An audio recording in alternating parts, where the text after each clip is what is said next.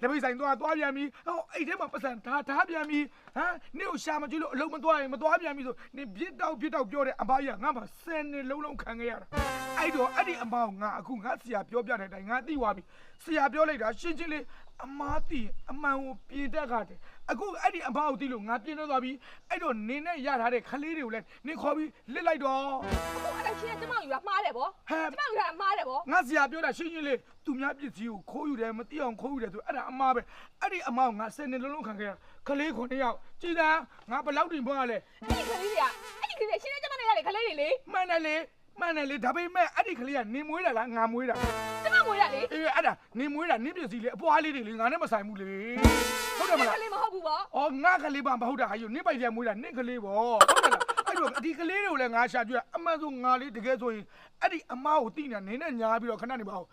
3လလောက်4လလောက်ပါငါနည်းနည်းအမားတိလာ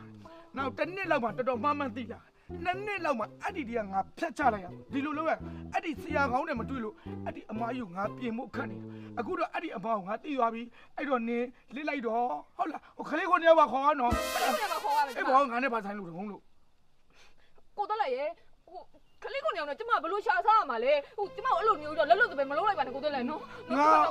ဟိုဒွမ်းမာတွေလာမချိုးနဲ့ဒွမ်းမာချိုးတာမဟုတ်ပါဘူးကိုတော့လေဒွမ်းမာလဲချိုးပြဘာအကြောင်းမှမရှိပါဘူးကျမခလေးကိုနေအောင်ကြီးနဲ့ဒီခိတ်ဒီခိုင်းပါကျမဘလို့ရှာစားရမှာလဲကိုတော့လိုက်နော်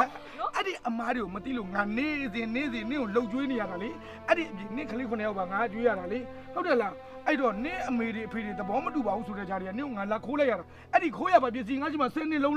အဲ့တော့ခလေးတွေခေါ်ပြီးလစ်လိုက်ပါတော့လစ်လိုက်ငါလည်းလူမျိုးပြန်ဖြစ်ပြီအဲ့ဒါအမားကိုသိလို့အမှန်ပြင်တယ်လို့ခေါ်တယ်နင်းလည်းအမားသိပြီပဲတက်လက်ဟုတ်ပါပြီဒါဆိုလို့ရှိရင်ဒီကလေးတွေကိုခေါ်သွားပြီးတော့ကျမ